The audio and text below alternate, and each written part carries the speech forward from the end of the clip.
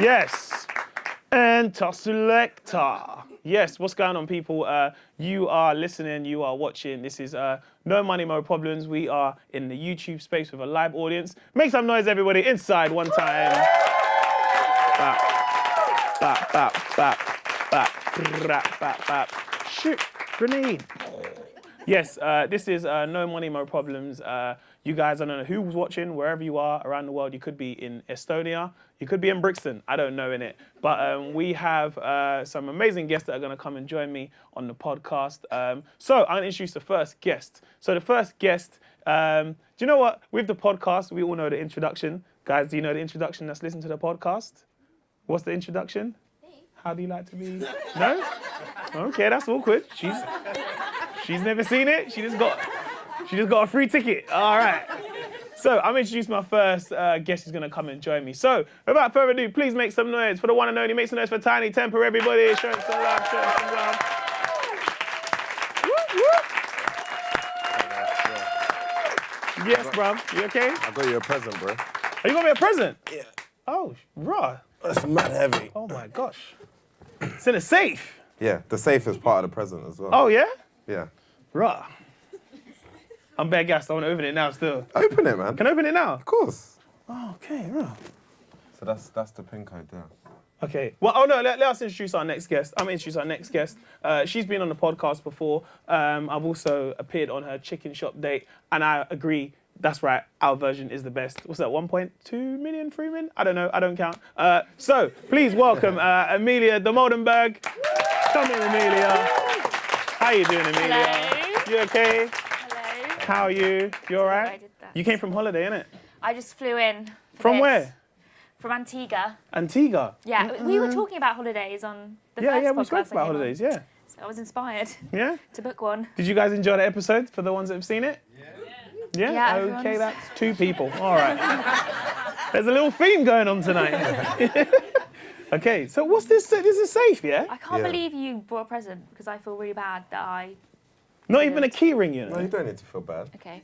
So what can I, what do I press the code, yeah? Yeah, 2802. Oh my God. And then obviously you get to keep the safe so you can put that nice Rolex So what in I there put? after. I don't know what you're even talking about. What's this? It's very James Bond-esque. Oh, wow. That's okay. Oh my gosh. I know you're, It's you're, a not, puppy! you're not a big... It's not. You're not a big drinker, are you? Let me help you get some of I've this. got my own drink. Can you see that there? I got one of these. Okay, what's this? Okay. Open it, man. Is this how you react to every present? You know what? Wait, what's this? Do you know what it is? I'm so not used to getting gifts that when I get them, I'm like, rah, what is... It's a BlackBerry. It's a BlackBerry, bro. Rah. And it's got your name on it and everything. You got a BBM. So you can add me. Oh my, okay, rah. Yeah. But basically, no, the reason why I got this for you is because it's been 10 years. Because I know you're thinking, why the fuck have I got this? But Yeah. It's been 10 years since. Rah, passed this is a out. real BlackBerry. Yeah, it's a real. It works. Yeah. Yeah. Rah, man. Yeah. And Yo. bro, Wow. literally, because I'm probably the only other person that's got one. In the world. Yeah. So we can Yeah. talk on that. Yeah. But yeah, it's been 10 years since Pass Out came out, so this is all the nostalgia Okay. from that time. You got a it says pass out on Yeah. the... Okay. Yeah, yeah. So I Wow. just wanted to say thanks for all the support and Oh, all that big kind ups, of man. stuff. Little care package, and you get to keep the safe, bro. Yeah. Rotted, bumper clotted. Yo. Do you have one for me? No, but So, Go get a for you, I was podcast, boy. thinking- see, I did. Gosh. Oh, Yeah, big My ups, name was man. on the flyer, but it's okay. I'll get you one. Okay. Okay. Great. It's so funny. I've got these guys in my ear right now. They're at the back. Okay, mate, if you can just clear that safe, mate. It's just messing up the camera shot there. This is a heavy safe. Okay. Oh, this wow. is heavy. Shit. Yeah, it's a bit of work still. Okay. Stick it down there. Okay. Great present. All right. How you doing, mate? How you go, guys? You okay? We're good. Yeah, I'm good. How was the holiday? The holiday was great. Yeah? It's very relaxing and there was What a did lot you of get a sun. pass out mark? No. And I didn't. But there was a safe Did in you the get any hotel room. souvenirs from the holiday? Just, no. Just No? I was going to say my tan, but I'm not even tan, so. My forehead tans, that's the only thing that tans. You're one of the people when you go on holiday, you don't tan. Yes. Stress. I'm one of them shade people, so I don't I'm not trying to tan. Are you not? No, because you see what it is when I tan. People are like, raw, you're black, bro. Like, it's not even like you caught the sun. Raw, you're black, bro. Fully black. Okay. No, because normally you're not that black, but you're black right now. I think it gives you a little bit of a glow though. Like Nah, not me. I get dark. Is it? Yeah, I get dark. I black. get like a little bit sheeny, you know, Yeah. like the little. Nah, because the thing is, I'm quite sweaty, so I get dark and shiny. No, I'm So sure you people look just great. like, raw, your face is greasy, but you're black, bro. Like, you need to go in the shade, bro. Why are you so? So yeah, but Okay. this is No Money, No Problems. Tinie, how you been, man? How's things? I'm good, man. We seen each other recently. We have We've done We've the done big a couple nasty bits show. and bobs, yeah. How's things? Because you got a child now and stuff I like got that. a child, like settled down. Feeling very, very good. My child is like a year old now, so Okay. I'm officially in the dad club. Is there any dads in the building? Okay, there's like 1 or 2, 3. Okay. I think some dads don't even want to admit that they're dads right now. Some guys in the room. But yeah, Some no, kids it's been don't know that. honestly one of the best experiences of my life, and just very humbling, and just kind of gives you like a new perspective on things, makes Yeah, you of look at course. things in a bit more of like a 360 kind of way. Yeah. And then other than that, I've just been just in the studio, which I usually am all the time. Because, yeah, we've got like our own studios that we work in. So just signing new acts, developing new artists, and just getting ready to just put out more music. Yeah. And the last time, well, I say last time you spoke, when I seen you recently, you was talking about your clothing line. That's what you're wearing now. Yeah, right? yeah. Yeah. So with this episode being about fashion, now, Tinie, I remember you from like back in the day, Tinie. Yeah. Wifey Rhythm Tinie. I was actually speaking to Amelia before we came in here, and Yeah. I was saying, we're basically from the same area. Yeah. I mean, we're a similar age, but why didn't we know each other when we was growing up? I think it's London though, innit? And weirdly enough, like, you see like London's so big, like you don't know someone, but when someone's like, you know a man like Tinie? I don't know him, but like, kind of know him still, like, yeah. Them ones. yeah. Like, No, kinda. No, like, I know his cousin, innit? Like, it's cool, like, yeah. I met him once, like, it's cool, like, yeah. He's safe. Yeah. Yeah. So with this episode being about fashion, I want to go back. So if you talk about like early Tinie Tempah, because Yeah. I remember on your YouTube channel, you used to have these small stories. Yeah, used to have. when I was doing milk and 2 sugars. Yeah, you used to have these small little like vlogs you used to do. Yeah, milk and 2 sugars. Yeah. So, They're still up there, actually. oh, they still there? I thought, oh, okay. You kept them there. I was taking a trip down memory lane the other Yeah. day. I started watching. Because I got some old videos on YouTube when I was first doing comedy. Listen, the way when I started blowing, I was like, yeah, take that down. Still, no one needs to see me failing. No, but that's why the internet is good. The internet is good because at least you can track your progress throughout your whole life. It's all Nah, there. don't mind, bruv. Just Nah. go back 3 years, bruv. Just the Just golden show that era. couple of cans, bruv. So, okay, and I remember with those like early videos, I remember there was a specific one where you went into Selfridges. Yeah. And you were shopping. You were by yourself. I think you was buying trainers. Yeah. Oh, yeah. Yeah. I wasn't by myself. I don't think. I How was I filming myself then? think it was like on your phone, like vlog or something. Vlogger, when you used to be Yeah. a vlogger. Okay. Yeah. Just go with it. It's live. Yeah. innit? It's live, innit? Yeah. It's live. Yeah. Alright, cool. But and the reason why I wanted to have this this particular topic about fashion is in terms of when you first started. There's a lot of things I felt like you had like especially like if we go back to then and then you think of like Pass Out. When you came out, you had like a look. Yeah. And like the leather jacket, the kind of baggy, kind of ripped jeans with the Jordans, Yeah. and a white tee. Yeah. And I remember going out at that time, everyone was dressed the same. Yeah. So if I go back in time to that early Tinie, how was it when you first, you first kind of blew? What like, because we always ask that question, what was the first thing you got when you made money and stuff? So was it like a struggle being in the public eye and then feeling like, okay, I've got to dress like this, I have to dress like that? Is there things I've always wanted? What was it like early on? No, that's a good question actually. I think a lot of that I was working with like my cousin from quite early on. So after I made Wifey Rhythm, I actually didn't know my cousin up until this point, but after I made Wifey Rhythm, he just magically appeared. Yeah. And then I bumped into him. I bumped into him at like a family event. We're cousins, Yeah, it's one of those ones. Yeah. But like the safest guy ever, obviously everyone knows Dummy, big up Dummy. But yeah, just we just started like rolling with each other like a lot more. And obviously we have an age gap of 6 years, so he's 6 years older than me. So I think at that stage I was like probably 17 years old. Have you got an older brother? No. So like when you're probably like the oldest boy, you always want an older brother, right? Yeah, yeah. So I was kind of looking for that older brother kind of role model, and he just was that perfect person. Yeah. And so I kind of just used to analyze what like he would wear and what some of his bedrooms would wear.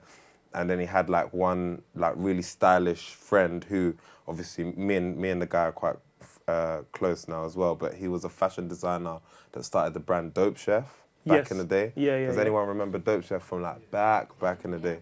And so I started rolling with him, and the Trap Star Boys were kind of around as well. Yeah. So I think all of that influence, I just kind of absorbed all of it. And then as I started like making money from music and doing shows and all that kind of stuff, the weird thing about that time was that I was so young making music at that time that a lot of my fans were the same age. So we were all pretty much wearing all the same stuff. Yeah. So being able to like look at my cousin and look at his age group and look at what they were doing, it kind of gave me direction of how I could make myself like stand out from my own age group, if that kind of makes sense. And I think then I just kind of followed them from there basically. But I think after a while, when the show started getting bigger, because we'd been performing for quite a while, like during Wifey but when Pass Out came out and the show started getting bigger and more high production value, I started feeling like there was pressure to dress like a star, do you get me? Yeah, Not because just your a look brother was from like, the ends. you'd go in Top Man and the mannequin would look like Tinie Tempah. Yeah. Do you know what I mean? Yeah. So you walk in like, hey, yeah, let me get this Tinie Tempah look with a leather jacket, please. Yeah. So Amelia, when you started doing Chicken Shop, because I think I just kind of discovered your videos just by like going on YouTube and just like seeing. I mean, at first I was like, Me too. I remember watching it, I was like, is this comedy or is this serious? Because I didn't know if it was like a real date, but then I'm like, but is it jokes? Because I think like now it's like really blown up. So now people are like, oh, I have this person on. But I remember when I first seen it, I was like, what's going on here? This is awkward. Is it just me? Like, You must be the one writing the comments that say exactly that. yeah, I was sitting there like, what's going on? What is There's no chemistry. Cancel this date. But I think, like, especially with fashion as well, in terms of Amelia, with your fashion, it's very, like, kind of reminds me a little bit like, you know the film Clueless, a little bit? Like, you kind of got that kind of matching thing. When you started doing YouTube videos, did you feel like there was a need to, like, I need to dress a certain way or I need to... Because did you ever have any of those ideas of, like, what you wanted to... I remember actually someone who I know, when I first started doing Chicken Shop Day episodes, he was like to me, do you dress for Chicken Shop Day really frumpy on purpose? Wow. And I was like, no.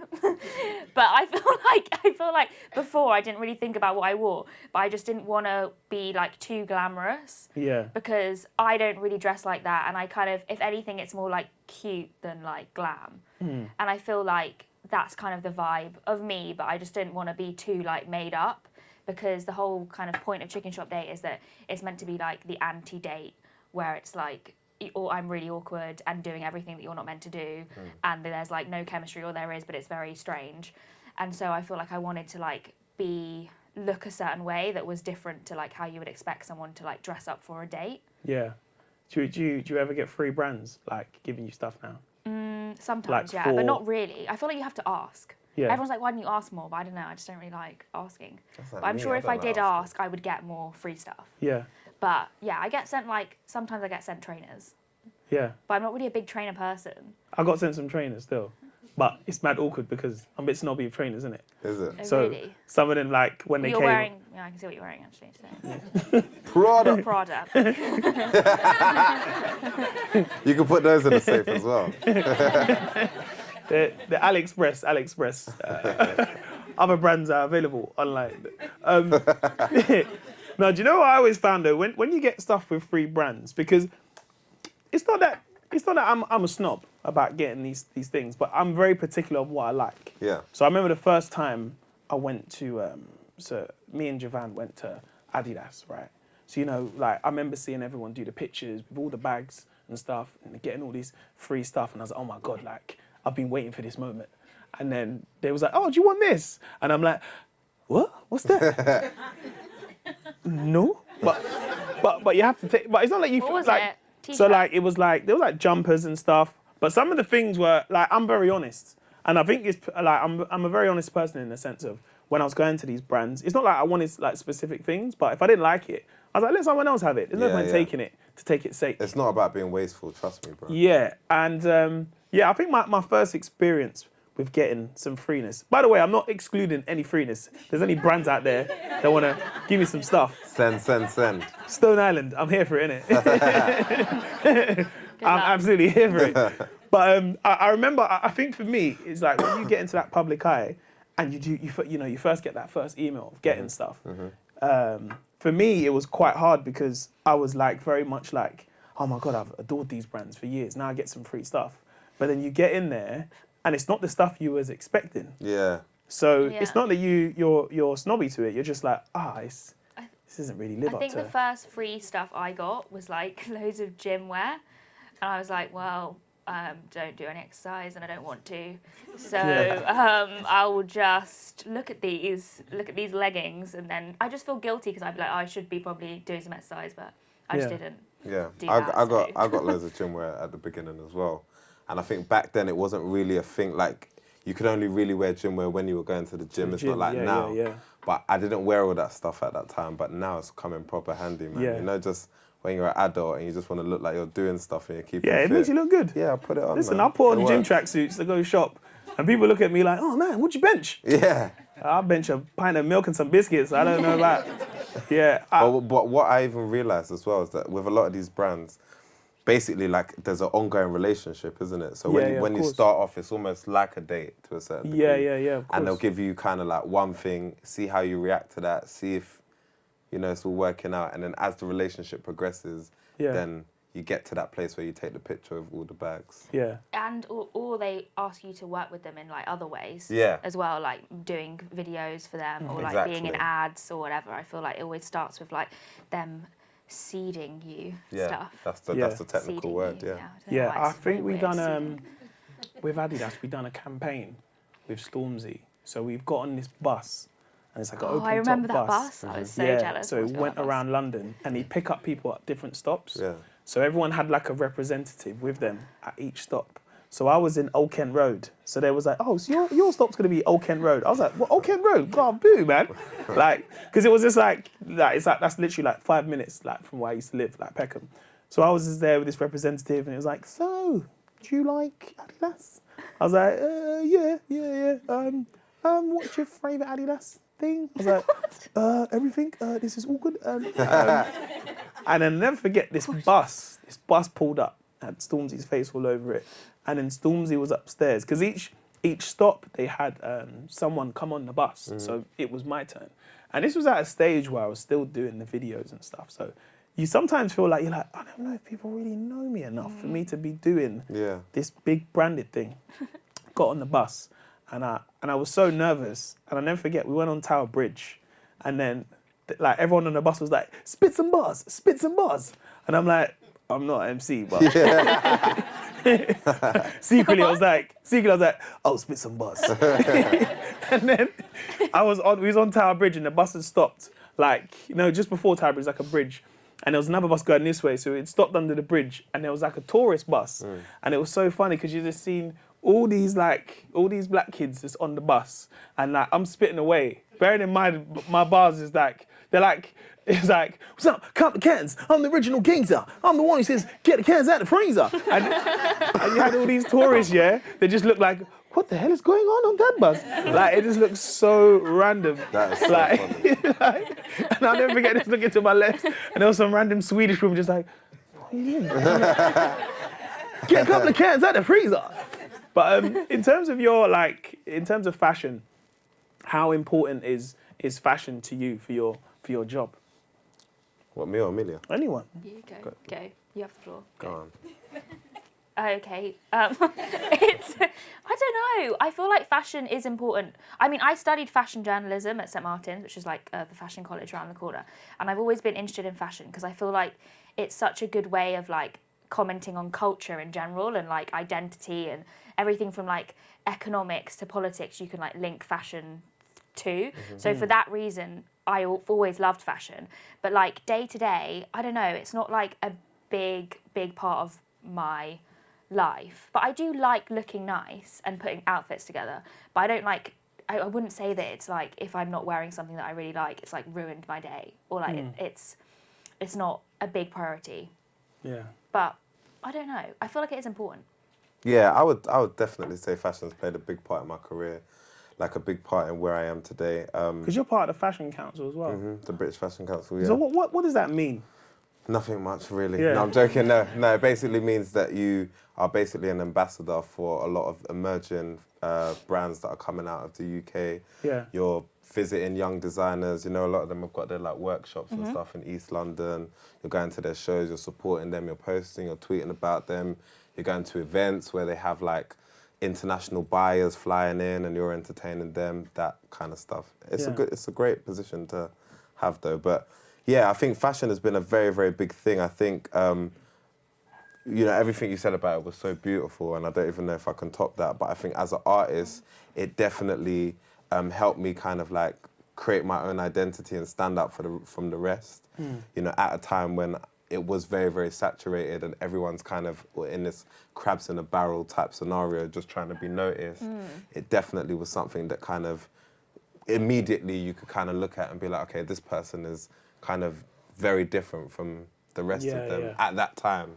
Anyway, and I feel like as an artist, it definitely opened me up to loads of different worlds and loads of different opportunities. So obviously through having a certain type of fashion sense, we started like talking to and working with brands in all the capacities that you were talking about. And as a result, my mind kind of opened in a different way. And that's what eventually led to me wanting to create my own brand and starting to understand about factories and the way that whole process works and whatnot. But it's been such an instrumental thing for me. And I think what I really liked about what you said is that it's a way of kind of communicating to people in a certain way. People might be able to look at you and say, I identify with, you know, Mo because he's wearing a certain type of trainer. Or, for example, we all know Jordans, for some people, it's kind of like a religion. Do you get what I mean? It doesn't matter whether I'm talking to a 50-year-old man sometimes or like a 15-year-old teenager. Everyone will be able to identify with like a pair of Jordan 3s or some Jordan 11s and whatnot. And the older I got, I just started to understand that more. And so, yeah, fashion is kind of pivotal. We all kind of, fashion is kind of all around us without even realising it, like even down to the design of this whole room. Yeah. I feel like especially within music, like the musicians and the artists that like cross over into the fashion world, it takes you to another level as an artist. 1,000,000%. I feel like if you can do that, you know, and that kind of Venn diagram of like fashion and music, then you become like a superstar. If you think about like Kanye West or even like Tinie and everyone is great examples of like people who have like managed to, I think really like hit the jackpot in terms of like success if you can balance both fashion and music. Yeah, and at the same, in one breath as well, like with music, not for every artist, but there is this kind of pressure to be like a kind of trailblazer and kind of set a trend, create a new style. That's why obviously the UK is very renowned for all of the genres that have emerged like from our culture. And I guess fashion is quite similar in the sense that anyone can come through. Like if you look at someone like Billie Eilish, for example, you know, she's come through with a completely new, different image in comparison to all of her like contemporaries. And that has the ability to set a new trend. And then that's when you become like really a trendsetter. And so you're like a superstar, but also I think someone who's able to kind of dictate trend and predict trend, that's a very, very sick space to be in as well. Yeah. Or even like, I remember when Lady Gaga, when she used to like be so outrageous with her style, and it was always just like such a moment every time you saw her on any like red carpet or anything. She was wearing meat. She was wearing, I don't know, just everything. She just would be, she even dressed up as men sometimes, and just, I don't know, I feel like she's always been someone I thought really was very like inspiring or like different and challenged the kind of boundaries of fashion. And I think there's always people, now it's like people like Billie Eilish or, I don't know, even like Young Thug. Yeah. like there's so many examples of people who are really pushing the boundaries that make you like excited to see what they're wearing and see what they're doing. I feel like some of them wear some mad clothes. Though. Yeah, obviously some of them is terrible. Some of the clothes are booky. I'm like, what are you wearing, bruv? Yeah, but that's part of like being an artist at the end of the day. Because who says that we all have to be uniformed? Yeah, I feel like that's in music though. I think in music you can be a lot more eccentric. Because in the comedy world, like for example, like in the comedy world, like me on stage, I normally just wear as minimal as possible. Although when I did start, I had this thing of like, I was like, I'm gonna make sure people notice me. So I used to wear like a red t-shirt, Wow. like bright red, like more redder than that, yeah. And it had like Elmo's face on it. What? And I had bootcut jeans. In 2009, I was Bootcut jeans. Stressful times were going on in 2009, you know. I can see why you deleted those YouTube videos. Yeah, Blue Ink Days with a free belt, you know.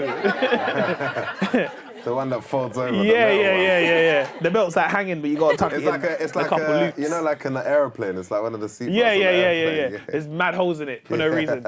So I was wearing that, and then I'd match it with like red Vans. With red Vans? Red Vans. So you had the matching red top to the Vans? Bootcut jeans, red Vans. Wow. Because for me, when first starting out, I was like, you have to notice me. How can they remember me? Because you got to remember, going on stage, man, it's your name. I didn't have like a name which was like rolls off the tongue. Yeah. My first name's Mosiah.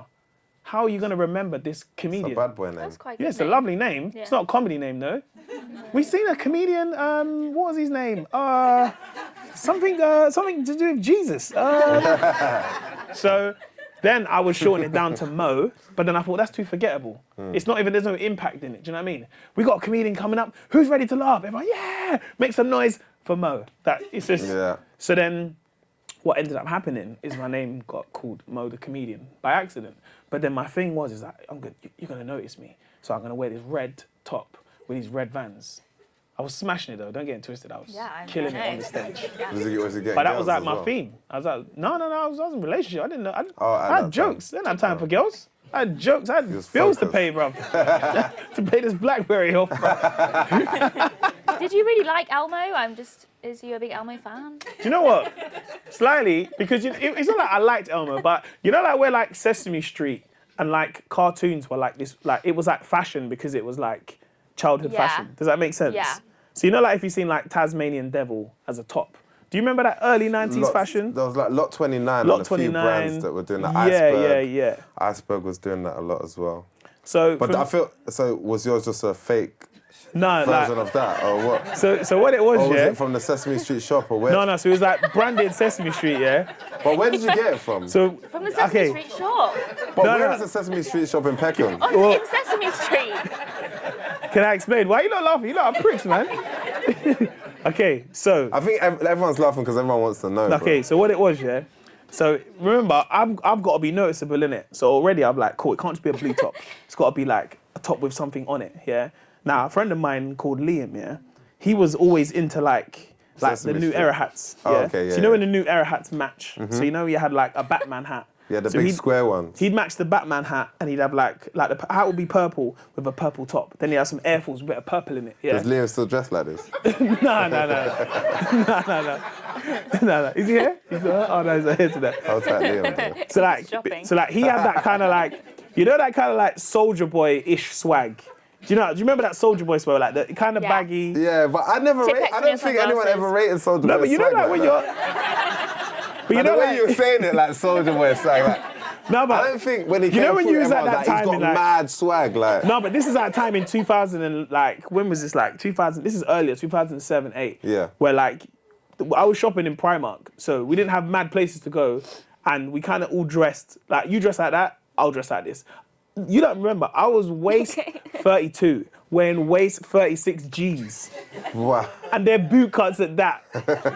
So the jeans are on the floor, swaying, bruv, just rolled up. Just collecting the dirt. So rolled up, yeah? Bearing in mind, I'm not wearing Air Force, I'm wearing Vans, yeah? So you know we used to get that little bit here at the bottom of the, where it scrapes on the floor? Hard times, man. Hard times. Well, look at you now. Flexing. Completely. No, but I remember those times, as I said, I wanted to stand out. So for me, I remember going online and I found this American, like, it was like a store and they had like every themed tee. they had like everything you could think of as like themes, like Looney Tunes. So I was like, Sesame Street. I'm Mo. Elmo. Elmo. Yeah. Oh, wow. Your light bulbs are working, yeah? All right. Yeah. Because like 5 minutes ago, you lot were rating me still. All right, cool. So then I thought, cool, I'll get that one. Then they had a blue one, which is Cookie Monster.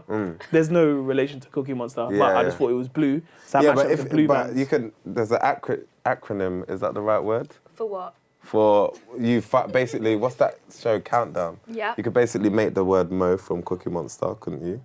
I don't know, you know. I wasn't that smart back then to be there doing is an stuff M like and that. an O in Cookie Monster. Yeah. So Yeah. you could have, no? Possibly. But it was just about the jokes. Yeah, I wasn't trying to be okay. like, yo, you know what Cookie Monster means in my name? I think you should bring them back. No. too. It was mad. Why it was not? mad. I've seen Special. pictures from back in the day, and I was looking at myself. I'm like, that's what I used to dress like, yeah? Nah, man, shocking. But Originally, when you said I used to wear minimal as possible, I thought you meant like not a lot, like minimal clothing. what shorts and a Yeah, vest? like no top, like. No, you can't go minimal doing comedy in clothing. shorts and a vest. Because you see with comedy, let's right? take it Comedy is like, as soon as you walk out, you're judged. So you can't dress too nice with comedy.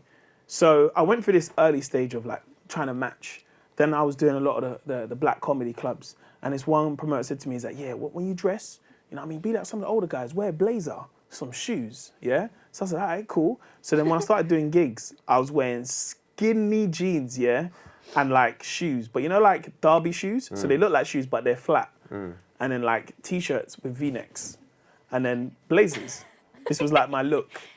But then you don't realise when you do stand-up comedy, you walk on stage and you're immediately judged. Yeah. So it's until you start telling your material, that's when people say, okay, cool, I've looked past you, now I'll start laughing at what you have to say. Whereas I think with music, it's different, because music is more like, oh, this is a song I know. Yeah. Like, Yeah. And I feel sometimes with musicians, like for example, Kanye is like an example of like, he wears something, kids will buy it. And then they kind of buy into the music a little bit at the same time. Yeah. So they're buying into the music, they're buying into the style, where a lot of comics, it's only like the big comics that I always feel like, you know, you look at Kevin Hart, Yeah. he can wear those kind of clothes because it now backs it up. Yeah, 1,000,000%. Yeah. No, I you're can't- right. you But in saying that though, I really am resonating with like just the early stages of like performing and stuff. And like before like I had any money from any shows or anything like that, and I was in a situation where I'm shopping in Primark and all that kind of stuff, or just wearing things that my mum bought me like 5 years ago, and I'm just still making it work.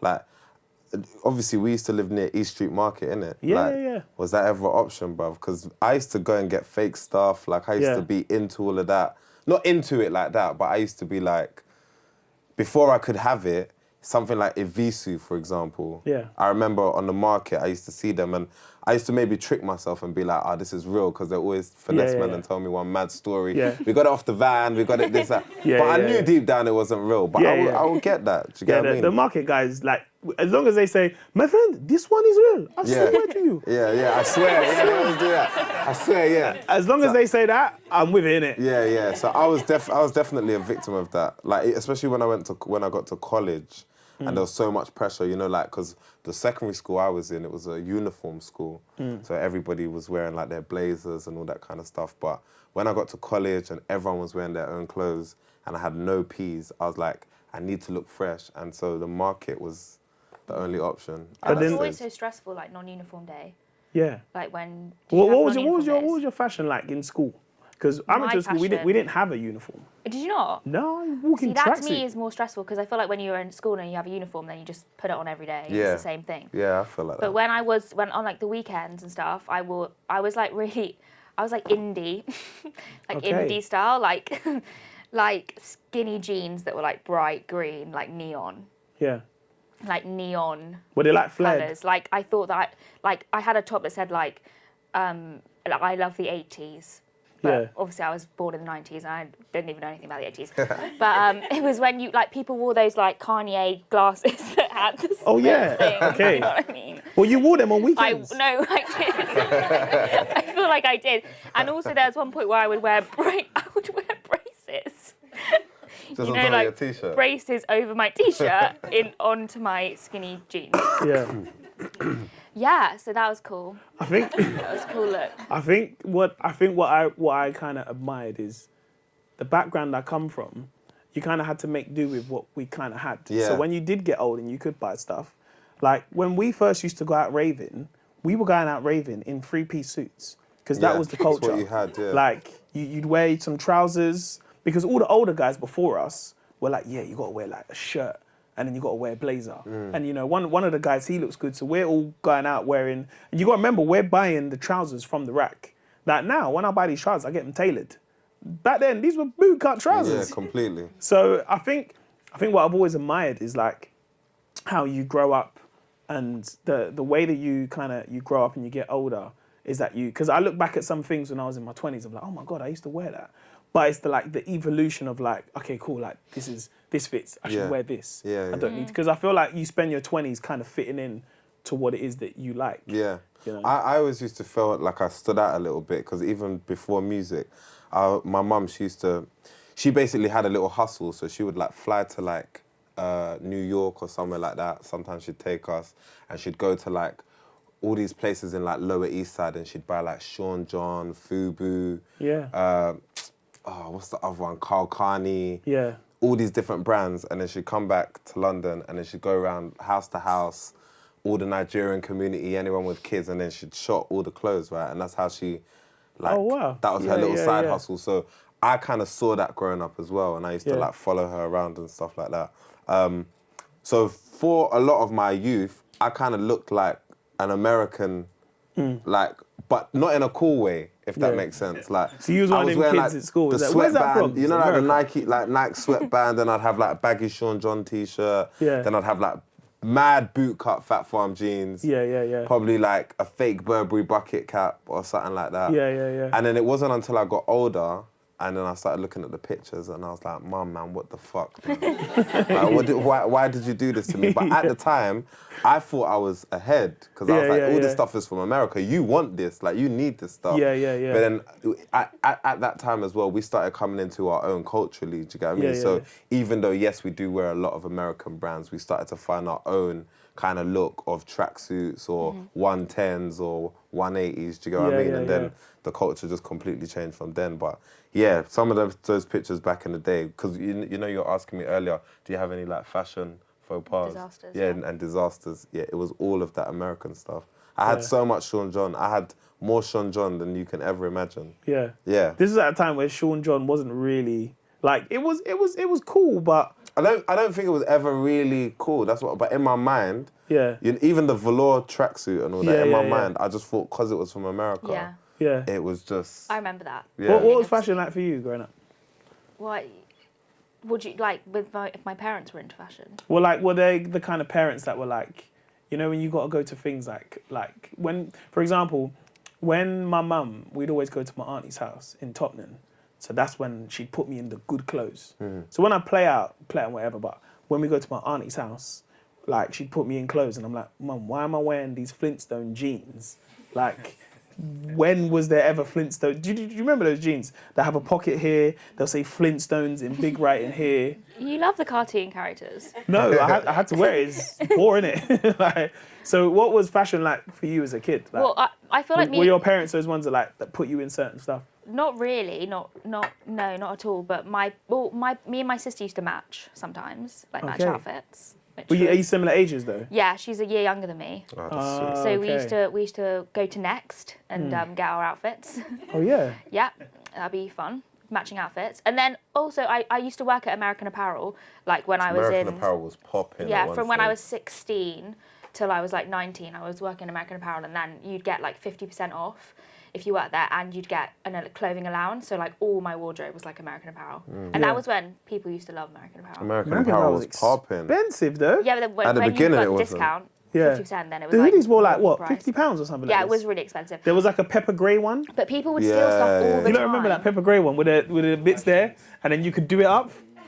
Lively times, Yeah, man. lively. I remember the first time I got one of those hoodies, and I was like, yeah, exactly. put on the thing. Yeah, Exactly. cold times, man. But the t-shirts were expensive though as well. Yeah, everything was really expensive, but like they had this policy at American Apparel where they didn't used to put security tags on stuff because really? the guy, like the head guy, used to like just trust in people, but obviously everyone was stealing stuff all the time. And I remember this one time someone came in and stole like loads of things in one go, like literally took the rack and walked out, and my manager was like, Amelia, chase after him. I was like 16, I was like this big. And I was like, me? And so I was running down Portobello Road like after this man, and then I was like, wait, what am I doing? Like, why is this happening? And then I just stopped, and then my manager was really annoyed at me for not chasing this man. Yeah, anyway. No, that's them junkies. It was tough. That's them junkies. I used to work in Levi. I used to work in Levi in Covent Garden, and one time this guy came in and just took like loads of jeans and just literally started running off. And then the same thing, manager's like, go on, chase him. I was like, you're right, you got insurance. I ain't chasing this guy, bro. I know, it's like, what? So I'm like the smallest person in the store. You got to big up junkies though, man. They are some, in terms of retail, they're the only people still stealing from retail. Yeah. Because you know nowadays, like, especially like when I've worked in retail, like in terms of like, because I think for me, because I used to just like fashion anyway. I think as I got older, I started to get into, because you kind of copy what your friends are kind of wearing and stuff, but I always like to work in places that I was like, oh, I like the way that this person dresses. That's from that shop. So I remember I used to work in Reese, and people would steal, and you know, I think the thing is when you work in retail, is when you first work there, because you're trying to pass that 3-month probation, so you first work there, you're like, oh, I'm all for the company. Oh, what's he stealing? Yeah. Like, you fold stuff back. After you pass that probation, you're like, big man, steal whatever you want in it. They're not giving me extra holiday in it. Steal what you want, bro. I think in terms of like fashion, like when you, like, the question goes to anyone. When you kind of made it, was there like a thing? You was like, I'm going to buy that. I've always wanted that. Or was it like a brand? Or was it like a thing you said, when I make it, boom, I'm going to buy that? For me, it's still fashion, but I think it was watches. Like, okay. Yeah, that's when I was, because I got to that age, I was like 21, everything was popping off, and then I was like, I need to treat myself. I've always seen like these nice like watches, and I felt like I just naturally gravitated to them as well. Yeah. And so then that's the first time I ever bought like an expensive like watch. And that for me, it's still fashion, but that was like my luxury item that I felt like I had to get when I got to a certain stage. I kind of feel like in a weird kind of deep level as well, like black people, it's kind of like a subconscious thing, but I feel like you kind of get to a stage where you feel like you need to have one to kind of like, I can't speak for every black person, it's not fair, but I think for me personally, like, and some of the people that I grew up around and what I saw, it was almost like a status symbol to kind of show that like you're doing it now. So when you're in certain spaces, you know, you're not just a vagabond or someone that's on the road. You're actually of some sort of man, value. Tinie made it, man. Damn. Yeah. But it's a weird. To be honest, it's a kind of weird mentality. You know, the older I get, I think it's a bit a backwards way of thinking. But I do remember at that stage being like, rah, yeah, like when I wear this, people take me seriously. But you know, yeah. So that was my first luxury thing. What about yourself? I feel like I still haven't bought it yet. I feel like I've got the tabs open on my browser, and I'm just putting it off. Yeah. I would love to get. I love bags, like handbags, like because you kind of collect small bags. Like small bags. You like the Jackamees bags? Tiny. Have you seen them? Yeah, that's too small because that's like this big. Yeah, literally. But I couldn't even fit like a lip gloss in there. You can fit a Haribo, one Haribo. Yeah, or like a Freddo or something. Yeah. But which I do love, so I could get like a chocolate finger. Yeah. But it would probably melt.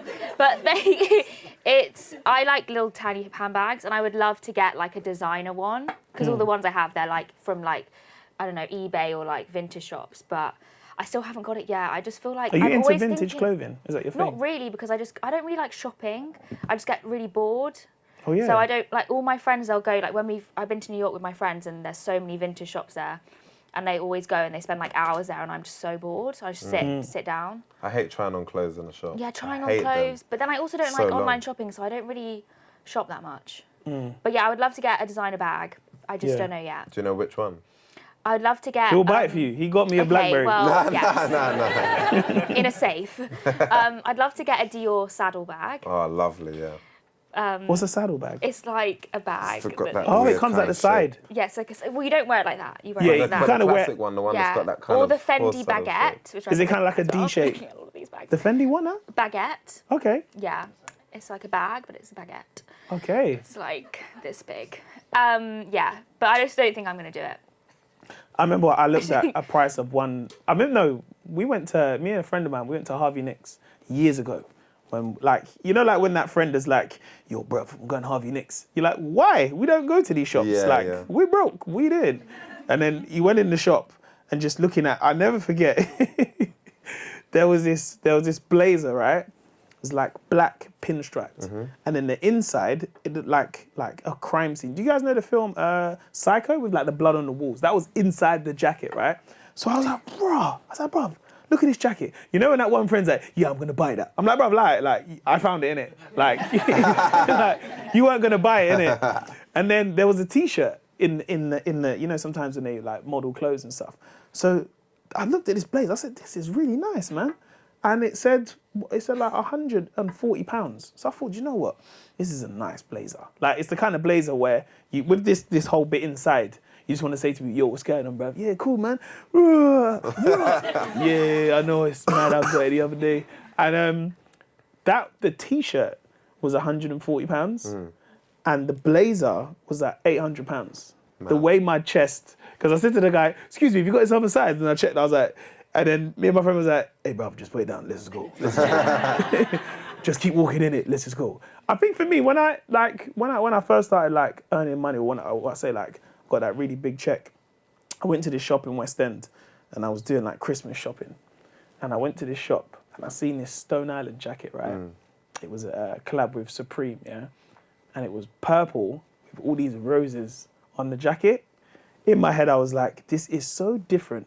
Oh my gosh, this is the best jacket ever, right?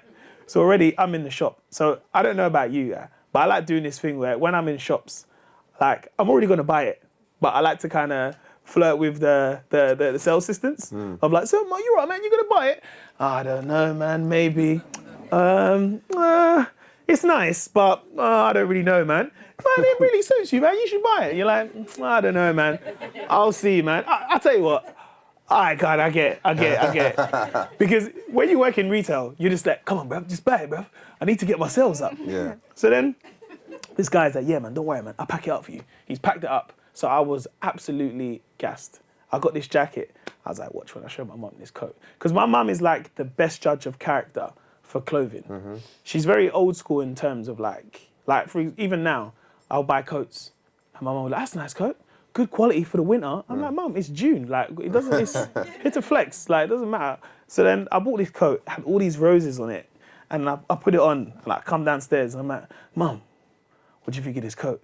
Mum's like, you know, like a big curtain, you know? She weren't rating it. You know, you're just like, you don't know about fashion anyway, Mum. Did you ever feel that when you have kind of like, in terms of like when you, even like the position that you are in now, like when you do go shopping and stuff, do you still lie to your parents about how much things cost? That's really weird you say that, actually. Before I ever got into a situation where like I had money or whatever, obviously I always looked at fashion and I would see my favourite artists on TV and look at what they were wearing. But I kind of had this mentality where it's like if I couldn't afford it, there was just no point of like going. So I went a couple of times with some friends, you know, when everyone gets on the train and goes Charing Cross, walking around Central, and I had this kind of law of attraction kind of mindset where it's like I'd see the things I wanted, I'd like touch them, I'd look at the price tag, but I just would have never fool myself into being like, you can afford this. And I always promised myself to only buy things if I could buy it like 2 times over or 3 times over. Yeah. So I did that for a couple of times and then just never went back there until I was able to afford it. And then only when I did, I started shopping in all those kind of nice fancy department stores. But even till this day, I'll get my mum like a present. Like not too long ago, I got her like a Dior or Coach or one of these kind of like nice, really nice bags for Christmas, probably like 2-3 Christmases ago. Yeah. And foolishly, because with my mum, I always now know to take the price tag off the thing. Yeah. Because she's just gonna ask me for the money. She'll just be like, take this back and give me the cash that you spent on it. But stupidly, I left the price tag on it. Yeah. And she saw it and she pulled me to the side. And it's like weird because obviously it's Mumsy, you always want Mumsy to look nice and to be... But she pulled me to the side. She's like, you don't need to spend this kind of money on things like that. It's, especially us being like working class, you know. I'm in a good position, but essentially when you grow up where we're from, you're like a degree of separation from your original habitat and your circumstance. So my mum was just like, I don't need the stuff. Just give me the cash. Again, she said Yeah, it yeah, again. yeah. I just give me the cash. Yeah. Return it. Give me Please, the cash. Tinie, just give me the Yeah, money. just give me the money. I can use it and buy. £50 notes will do. Yeah, buy so many stuff for different people. So even till this day, like I'll be trying to treat her and make her look fly, and then once in a while she likes it, but the majority of the time they're very, very like conscious on what's being spent and how much is being spent, and if it's on like a one item thing, you know, to us it gets kind of normal, because the weird thing about being in a position where you're on like shooting music videos or you're broadcasted basically is sometimes you get quite lucky because there's a styling budget in it. Do you get what I mean? So you get into the habit of having really nice things because when you're doing your first music video, there's maybe like a $2,000, $3,000 video budget for you to get. What? Yeah. Right, I don't get that, bro. A lot of people don't know that, but that's the reality of the thing. So after a while, Stefan, you you can't. got up the thing, bro. Yeah. So after a while, you can't even like fall down from that level. So when you're shopping in your real life, you'll be like, all right, cool. The jacket from the video looked like that, so I've got to get another one that's like that. But you've almost kind of like saved up the money to be able to do that now, if that makes sense. So I still, to a certain degree, not as much now, but for a while I was living like that, and my parents have just always grounded me to just be like very humble and not to be too wasteful. She'd rather like I put down money on like a house or, you know, put some money into some savings than like buy something really, really lavish. Okay. Do you have a stylist? Yeah, I work with someone, my friend. Oh, really? Yeah. How did that happen? She's just the most stylish person that I know. Oh, yeah. So I just asked her, would you help me? Yeah. She's not really a stylist. Yeah. But she's a magazine editor, but she's also helps me. Yeah. But I feel like from the experience, only on stuff where I really need, like for an event or like for when I'm shooting something. But what I've learned is like, the process of like a glam team or someone's styling team, if you're like quite well known, it's such a big kind of deal. There's so many things you have to do. There's so many like returning things, getting so many different options of outfits. It's like such a big job that actually those people that are like wearing different outfits every day and looking amazing, it's such a big sort of ordeal It's hard work, of stuff. Yeah. And Have you got a expensive stylist? as well. Yeah. Me, I've got people that I work with. Because we done that link shoot together. Yeah. And there were two ladies there doing outfits and stuff. Yeah, I've got people that I work with. You had bare stuff, by the way. Yeah. So when we done this shoot, it was me, you, Anthony Joshua, Jesse Lingard, Cal Freezy. and Cal Freezy. Yeah. So that. So we done this shoot, and I'm quite like, when it comes to like doing these shoots, they're like, so Mo, do you need this, that, and the other? I'm like, look, man, just get me some nice tees or something. And jeans. Yeah. I normally like to bring a lot of my own stuff because I'm a lot more comfortable in my own clothes. And I remember getting there, and I was looking at the clothes, and I was like, oh, these are a bit dead, man. Like, it's a bit mad. And it was so awkward, and like, Anthony came in, Anthony Joshua was like, yo, what's going on, big man? You're all right, though, yeah? And he's like up here, innit? So when you spot him, like, you always touch his waist, because he's mad tall, innit? There you go. He's mad tall, that you're well gone, big man. Yeah. And then like, so like, the stylist was like, so, do you like the stuff then? And like, I have this weird way of being like, yeah, it's nice, but like, what it is, can I wear like my top and then I'll try it? Yeah, do you think? There. So then I was at the back and Tinie was there and I was looking at his selection of trainers, and his stuff. And I was like, bro, whose stuff is that? Is that Tinie's? Bro, that's So he was pretty my thing like that, yeah? Nah, you had some gums, bro. Do you know what's really mad about that day though? I ended up wearing my own hoodie that I bought from Selfridges or wherever. Yeah. After all of that, that madness, the hoodie that I wore, it's like a black hoodie with like some green writing on it. Yeah, I remember. Yeah. That was like my own thing. That's why it's mad all the time. So there's people that I work with, definitely, especially when I'm doing like video shoots or like if I've done like a tour, like when I was doing the O2 and stuff, I worked with a stylist who connected me with a designer called Christopher Rabin. And like sometimes stylists are really good for that because they have the relationships with the fashion designers, especially if they're up and coming. And so I work with them in that capacity, but I wouldn't work with someone and be like, tell me how to dress or tell me what to wear. It's just more, I want to get that mad rare coat from Japan. Have you got the contact or do you know who could help me? Oh, yeah. Yeah.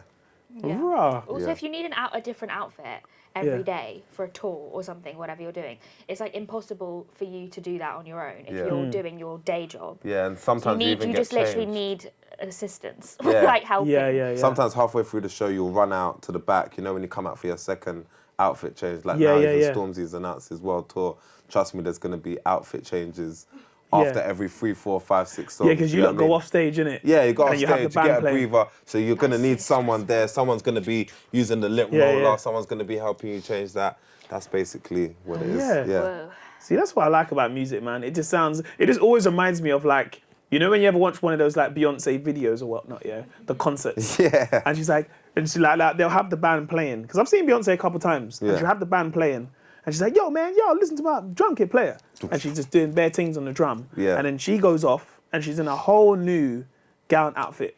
Yeah. And just comes out Like and 5 just... minutes, yeah. Yeah. Yes. So in terms of a glam team, yeah, when you go to these events, do you find it more pressure being a female? Because I feel with guys, whenever I've gone to black tie, everyone's just mainly in a tux. I agree, and Jacket. I've always thought this as well. How do you find it when you go I to a don't know, lot I of these feel like events? it's rather than pressure, it's just you know that everyone's going to look really great. Everyone's going to have, because with like women's clothing, there's such a variety of things you can do.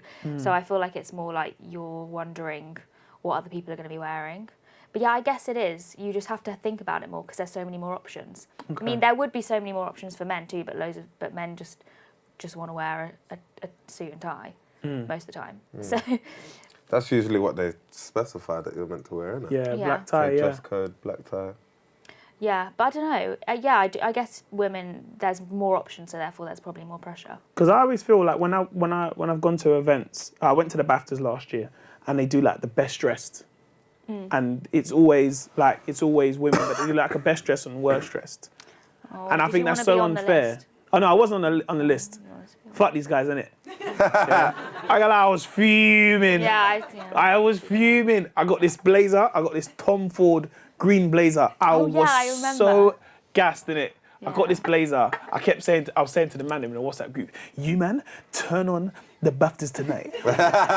Watch the blazer man's wearing. And then when the TV was on, you could see it was green, but you couldn't really see it was green Yeah. kind of thing.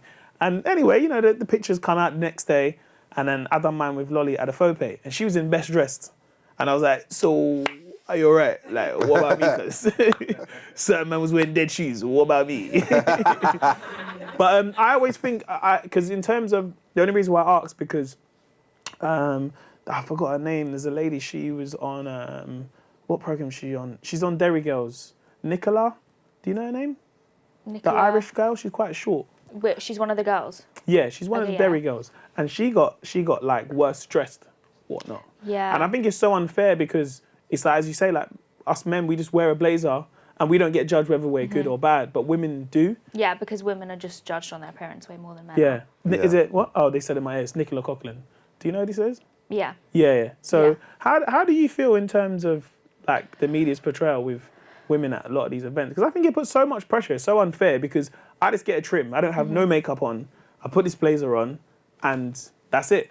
Whereas I think women, it's a lot more that goes into it. Getting your hair, your nails done to then be like Monday being like, worst dressed. Yeah, I mean, that's awful. I feel like it's those tabloids, isn't it, that have like rate women in those kind of ways. And I do feel like it's so brutal and unnecessary. But I feel like even with like Instagram and everything, it's not just red carpets and it's not just celebrities that are judged or female celebrities. It's just like females in general and men too. But it's more with women, that other women judging them, like friends, other men. It's like constantly you're being critiqued, whether you're wearing something that's like too revealing or not, or there's just so many different levels of how you can be critiqued with what you wear. But yeah, I feel like even when you watch, like I watched with the Met Gala, there's loads of like behind the scenes videos that Vogue did That's mad, Met Gala. on the Met Gala, and even like Kim Kardashian, the Kardashians, people who it's like their job to look a certain way, and all of their money and all of their time is spent on looking good and having the best stylist and the most amount of money, and they get so stressed and nervous about going on and taking these photos on the red carpet, even though they're literally spent millions to look the way that they do so that they're perfect, ready for that exact photo, and they're still, stressing about it. So I just feel like there's no hope for anyone. Yeah. But no, it's just obviously that's just the way it goes, and it's not nice. I don't really do many red carpets. Like I don't think I've ever I feel like I've had one photo on a red carpet. I've never been What was your the red first carpet red carpet person. moment like? I feel like my first red carpet moment was when I thought I was going on the red carpet, and then they were like, "No, sorry, you're going on this way." And then I was like, "Cool, that's fine." Yeah, like this way. I wanted to ask you, Amelia. Yeah, do you think that to a certain degree, anyone who enters that arena, obviously, if you're not in the entertainment world or anything like that, and someone's picking on you or rating you worst dressed or best dressed or whatever, it's totally wrong and it's totally unfair. But do you think that there's an element of it where if you know what you're getting into, you can't really be like mad at it, if that makes sense? Because we've kind of, just because we've grown up seeing things, it doesn't mean that they're right. Definitely not. Yeah. But we kind of know what it is. Like, I don't know. I feel like the kind of whole thing of like you knew what you're getting yourself into is just kind of like, in a way, I don't know if I totally agree with that, because I think there's no reason to be nasty. Like, just because you've decided that you're going to go and have your photo taken on a red carpet because you've been nominated for something, doesn't therefore mean that you've like legitimised hateful comments about what you're wearing. Oh yeah, 1,000,000%. But yeah, of course, like when you become in the public eye, then people are going to critique you way more. But again, people do that anyway, just to each other in real life. So people just should, what's it? Be kind. If you haven't done anything nice to say, then I don't think you should say it. Yeah, don't be a cunt. That's the one. Yeah. Have you ever been to the Met Gala? Nah, I want to go there. Been one invited? day. Nah. What would you wear? Because they have themes and stuff, right? Yeah, but no one ever like sticks to the theme. Yeah, you just got to look mad some flat. people are really good with the theme, but some people aren't. Yeah. Like, that one looks pressure. Last year was camp, I think. Was it? Yeah. You had people turn up looking like teacups and stuff like that, and just like a bottle, or just like. We should do a UK Met Gala. Nah, you can't do that, man. Oh, come on, man. You can't even guys can't. Still like, can I wear trainers in the read because I don't like wearing shoes. Let alone a whole Met Gala. But we should try, bro. Do you know what I'd really like to do? Like, have you ever seen like the Rock Nation brunches? Yeah. Yeah, like something like that. We were talking about trying to like do something like that soon. Yeah, something like that I'd be up for. But yeah, dressing just like for the sake of it. Say, yo, what'd you come as? The theme is shoes, so I came as laces and just have all this tied. Do you know what I mean? Like, no, you're right. But you know what's mad? Yeah, I think just getting to know like loads of fashion designers and stuff, even not like mad established. you go Fashion ones. Week. Yeah, like I go to fashion weeks and stuff. But How do you find it? I love it. Actually, I do You really sit at the love front it. and stuff. Yeah, I've seen those pictures of you on the front row. I do the throw. I do the whole throw thing. You make out like your intro. Yeah. No, but I genuinely am. That's what I was about to say to you. Like, I just see fashion in a completely different way now because I've seen how hard like a lot of these people You feel like work. you have to pretend a little bit though. No, at the beginning, yeah. Obviously, at the beginning. Tinie, what do you think? It's a great piece, yeah? I love it all. I love it all. Obviously, no, no. at the beginning, obviously, not like I used to pretend, but you're nervous. You're walking into something you've never been in. Yeah. Everyone else has got their phone out, so you're kind of just like. And then just doing what everyone else is doing. But like once you start going backstage and you see like how nervous the designer was looking like beforehand, you go and meet them at their design studio. Designers work you see so all the hard. textures, the fabrics. Like I can understand why there's an event where everybody gets to like just almost eccentrically express themselves in a fashion sense. You know what I mean? Yeah. Because it is a what's the best word to describe it? It's an economy, and it's a powerful economy within within its own force. Like we all sitting down right now are communicating some form of fashion in a way. Do you get what I mean? And I feel like when I've seen how hard they work and how important it is to our culture, whether we kind of acknowledge that we're doing it or not. Loads of people, you're either wearing probably one of 6 different brands on your feet, Reebok, Adidas, Nike, Vans, Puma. Obviously there's loads of others, do you get what I mean? But a powerful thing is going on, and so it does seem ridiculous when you hear all of these like mad parties where people are getting dressed up in expensive clothes. Or I remember one time I was at like a Dolce & Gabbana, they call it like the Alta Vita. I can't speak Italian, so I can't either. I don't know, but it's like really like their couture collection, basically. So some of the... You done a runway for that with Naomi Campbell, right? Yeah, I walked on a runway for that. I walked on a runway for that twice, actually. Okay. Yeah. Wow.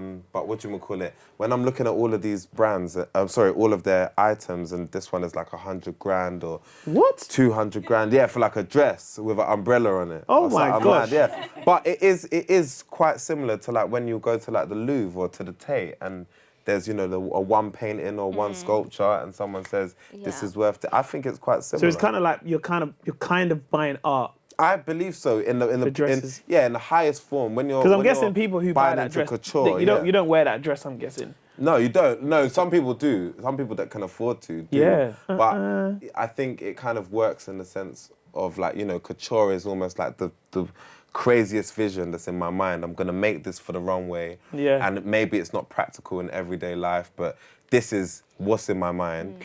And then it kind of gets broken down to become more and more commercialized. So I do think at the highest level, like fashion is art. Do they let you keep any of these clothes at these things you go to? Yeah, hell yeah. Oh, if you walk in something, anyone I've walked for, actually I've only walked for Dolce. Yeah, I've walked for Dolce. As you do. We all do that, don't we, guys? But We all walk for Dolce the & times Gabbana? I've done it, of course I have to keep it. Yeah. That's the only time I walk, I like that.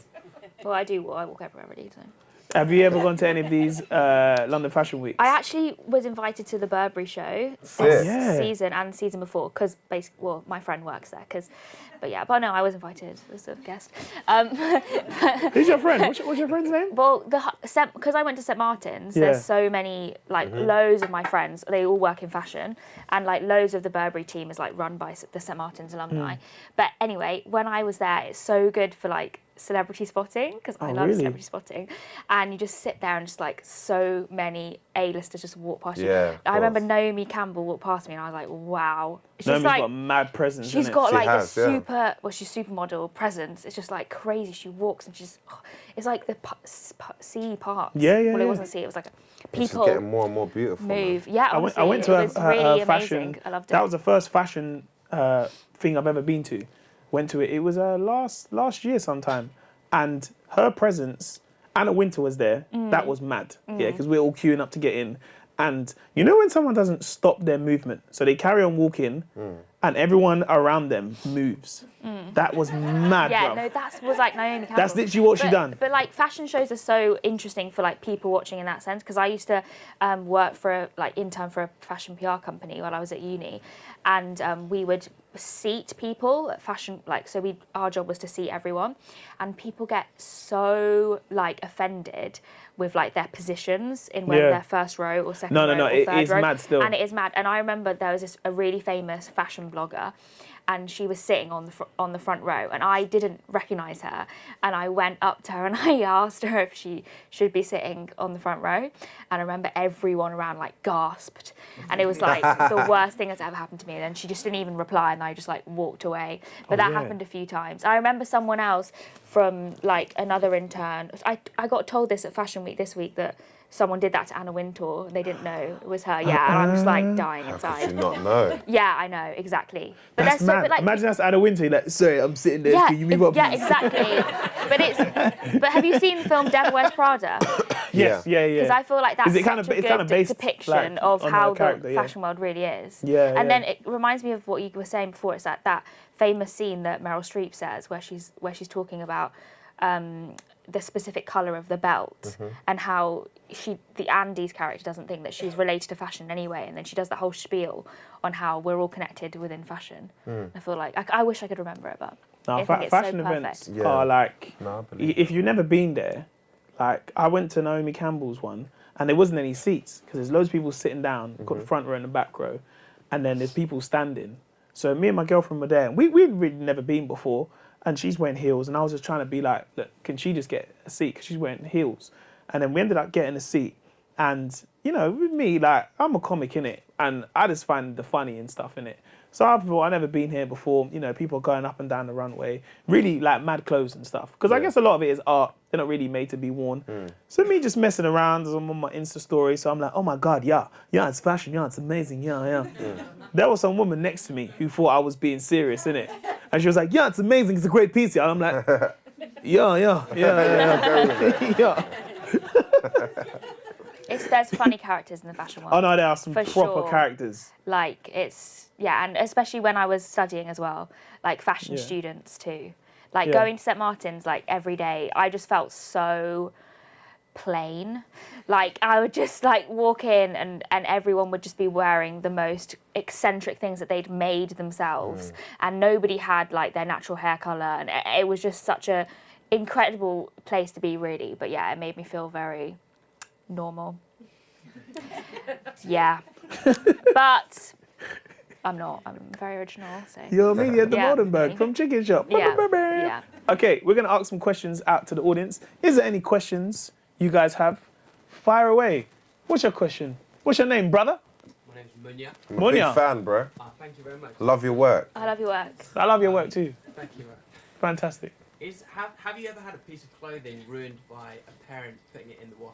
Oh my gosh. Oh my goodness. All right, I'm gonna bait out my dad now, because I haven't spoken about my dad this whole interview. But the one thing that my dad does that I hate, from as young as I can remember to now, is that he basically puts everything in the washing machine that's dirty. It doesn't matter what color it is.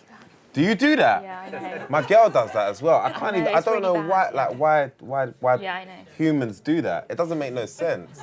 Yeah. But my dad, basically, even with my school shirts and stuff. Obviously, we got uniforms, so we got white school shirts. My dad will get black, green, red, because he just wants to do the load as quickly as possible, basically. And so, to answer your question, I've had thousands of things ruined, thousands. That's one of the reasons why I moved out of my house, bro. I'm not gonna lie to you. It's getting bad, especially when you're a teenager. You're buying stuff yourself. I got this little one from JD. I got this one from here. You should have bought your own washing machine, put it in your room. You're right. I did that with a mini fridge. I Why was didn't I like, think Mum, about you're not that? But you getting can't get your right own food, I had a washing mini machine fridge because in there's my no house. you need a plumbing system and Oh, stuff. that's why I didn't do it. Yeah, That's why I didn't do it. Okay, yeah. You just gotta go old school, just wash it in the sink. Yeah, And that's wash. long. That's long. Have you? I feel like I can't remember specifically. I think more like shrunk stuff, like things have become waste. You can give it to a child that you know.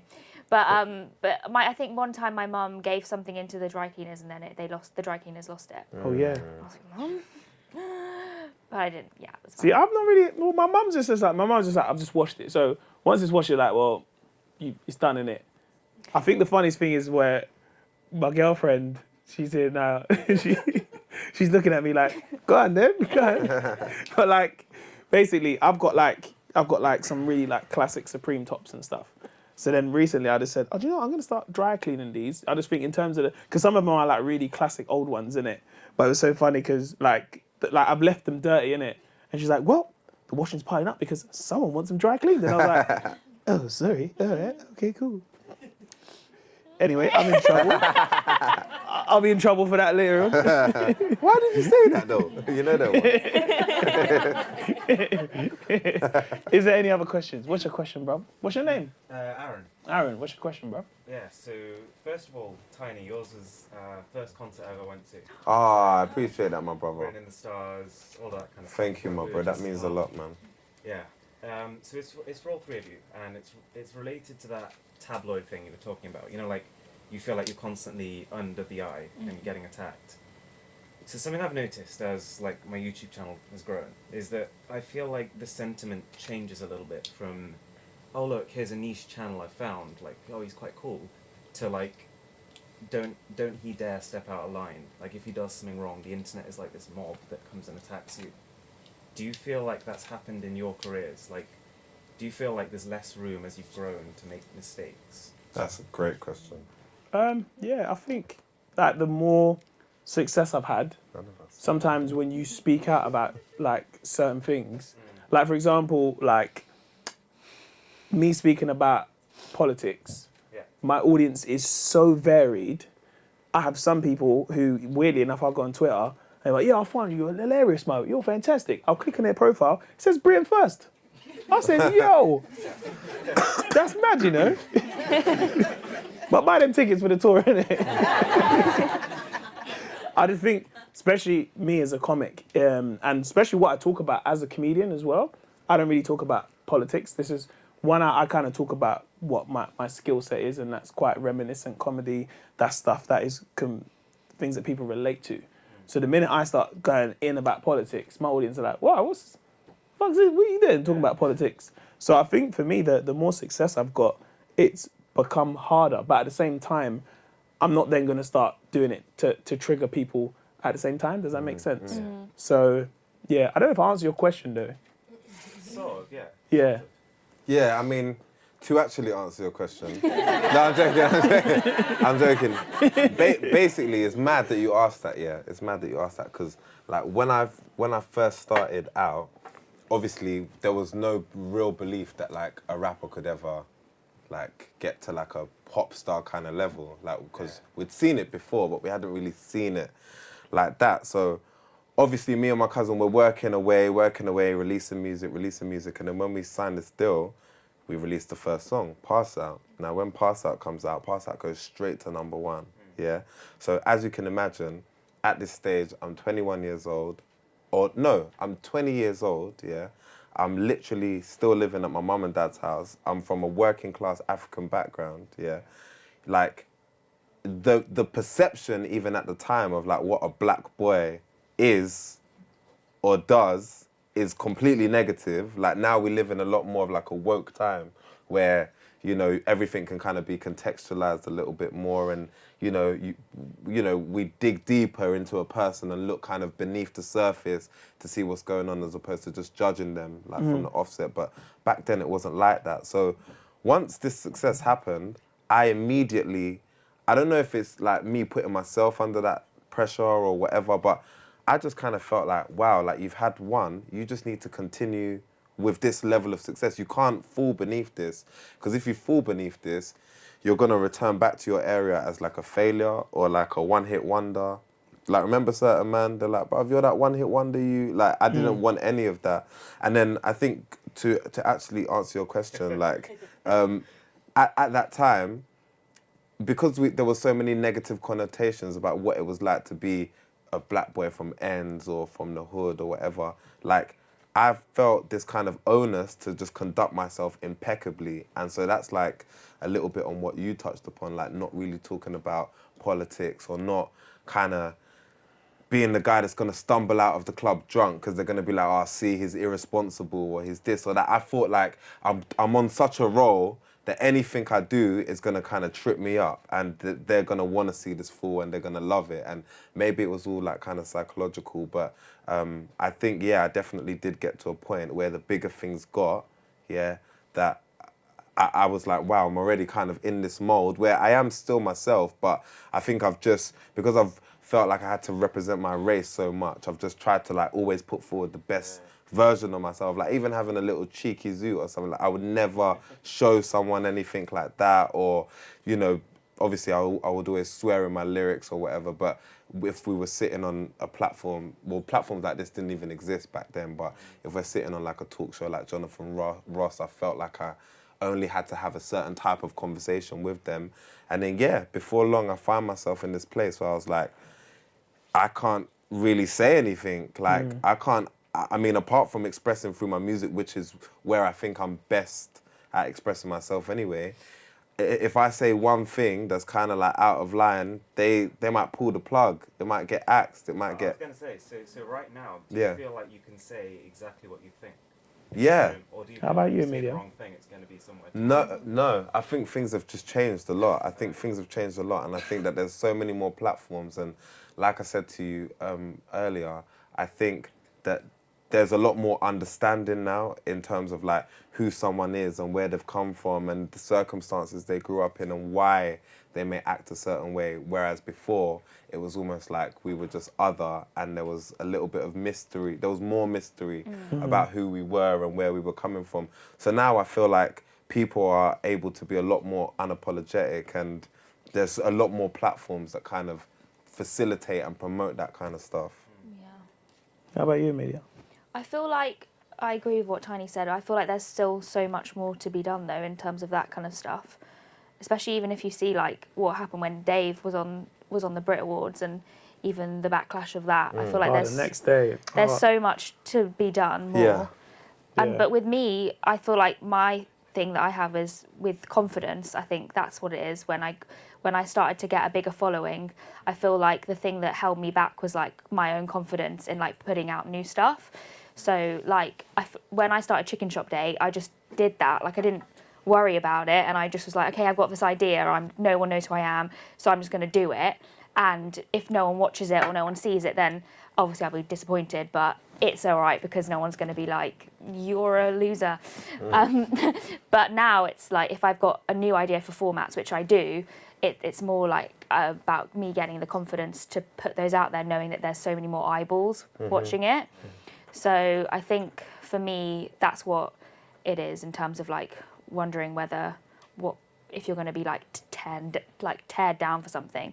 But I don't know, don't want to get into cancel culture, but it's a whole different another conversation. Yeah, and what I would even say to you, just a bit of advice, is that at the end of the day, like your platform, you attracted all those people because of who you are, if that makes sense.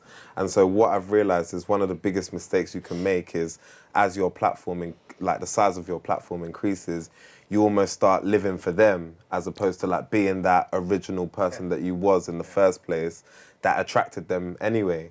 So you can't, like that's what I always see with a lot of people with their Instagram as well. You know, they'll just be themselves on Instagram for time. They got the little like 5K, 3K followers, and as it grows and gets bigger and bigger, then they start feeling more pressure to just kind of do what everybody else that is popping on Instagram does. And I think what you need to remember is that, you know, comments are there because everyone has freedom of speech, but ultimately, I've realised loads of people are also there because they want attention. Do you get what I mean? They want attention for themselves. They maybe have a channel that's popping, and so they're there to say like the most outrageous thing that's going to get people travelling from your platform over to theirs. And so all you need to do in those times is just not pay too much attention to the comments and just continue being the person that you've always been, because that's truly what they want to see. And the moment that you dilute it and you start living for them as opposed to doing what you were doing anyway, that's the moment that they'll switch off and move on to something else. Keep making what you like. I think if you carry on just making what you like, then people will follow because you have good taste. Everyone has their own taste that an audience think is good, and that's why they're watching your stuff. So if you just stay true to your taste and what you like, then I think that... Don't stop believing. believing. So yeah. Did it. Them question time questions there, boy. We went in a conundrum. That was deep. I was like, Robert, this is some deep shit. Any other questions? Any questions from people online as well? Also, what's your question? Did you have a shell suit, and if so, what colour? A shell suit? I didn't have a shell suit. I had dungarees when I was like a kid as a baby, but I didn't grow up in like the 80s for the shell suits. Actually, nah, do you know, I had a pair of tracksuit bottoms. There was that shush, shush, shush, that material. It's mad. When you're in the playground and someone is chasing you in his heat, fire will start. Yeah. How about you? Shell suit? I didn't have one, no. How about you? I had pedal pushers. Pedal pushers. Where you could unzip as well. What? 2 lengths. They're the ones that had the little slits in my the knees, sisters isn't had it? them, pedal pushers. Pedal pushers. Remember when quarter lengths back in the day was big for girls? Yes, 3/4 I do. length. I used to wear those. Quarter lengths. Quarter lengths? What are quarter lengths? 3/4 Or lengths. wearing Like a the skirt shorts. over a trousers as well. That's the thing. Jeans and a skirt. Oh, jeans and a skirt. Yeah. Jeans and a skirt. A long sleeve top and a short sleeve top That is over proper the top. noughties like That's wavy. Yeah. attire. Any other questions? So you joked about like shopping in Primark. Yeah. And obviously now that you guys have the monies, Nah, I still shop there. Who said I got money? What's going on here? Yes. do you still shop in Primark? And if no, why not? So hectic. For me, do you know what it was? I think now I buy clothes for quality rather than quantity. When I was going Primark, I was going there to buy 10 T-shirts. And I'd normally wear those T-shirts, couple washes. So I was like, I'm not going to wear these again. So I think nowadays when I'm buying, I'm a lot more smarter in saying, do you know what? I like that shirt. I can wear that with something else again. Especially, I guess, now because when I'm doing TV or doing comedy, you want to wear something, I can wear it for TV. I can wear it for a photo shoot. So I don't shop there anymore.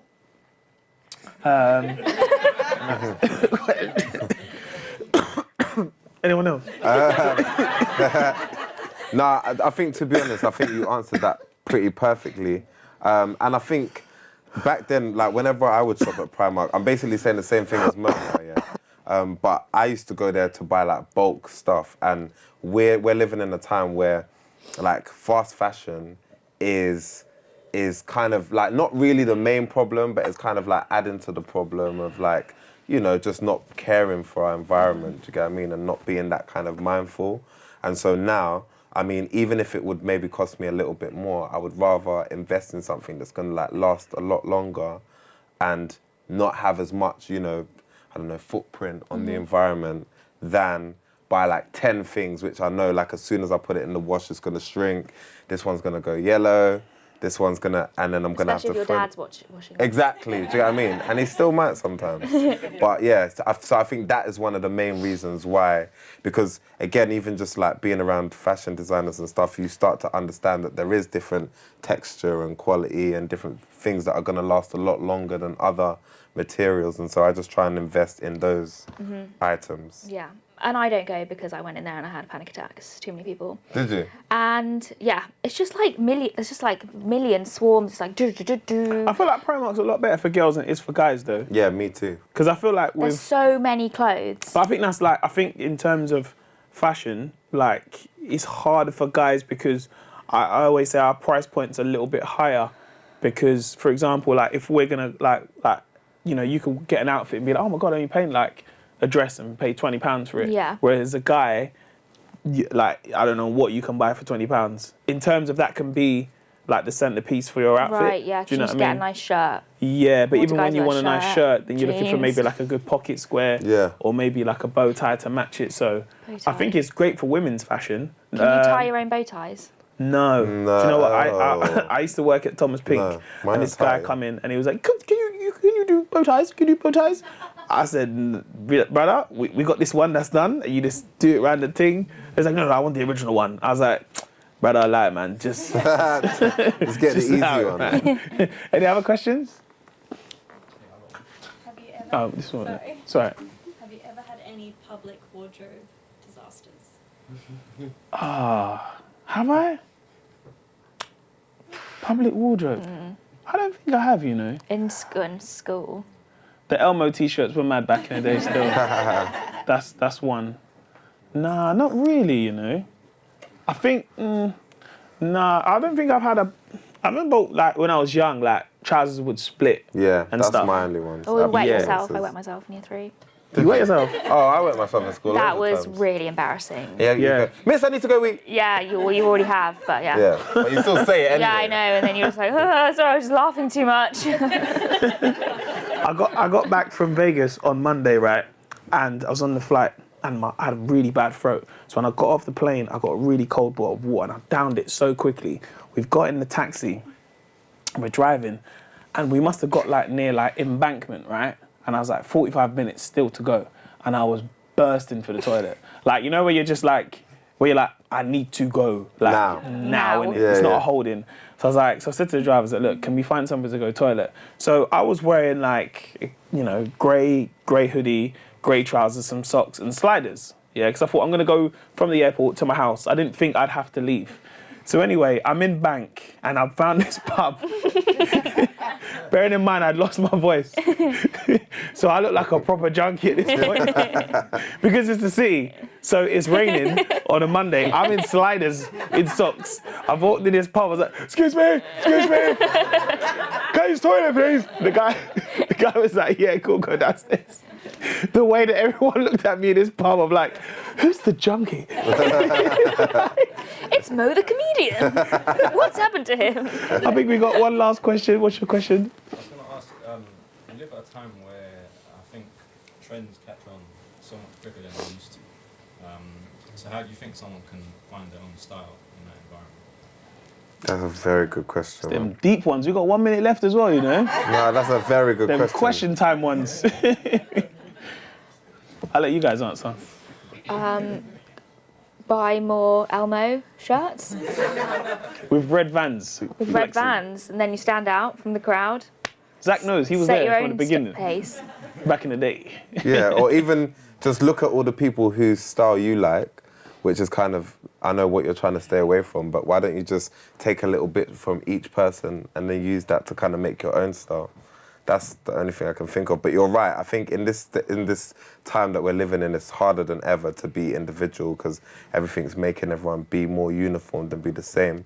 But if you have a desire to have your own style, then just like anything, you just gotta just fight for it and fight for it in your mind. Just be observant, look at different things, and actually make that effort to achieve it, and you will. And I guess confidence is also like a very big thing because when everybody's doing one thing and you're the only person doing something else, sometimes you can feel like you're the one that's off and they're on. But sometimes having that inner confidence in yourself that it is who you are and you're expressing yourself can help you, you know, be comfortable in what you're wearing and in your own skin. That's really good, man. That's a good way to end it.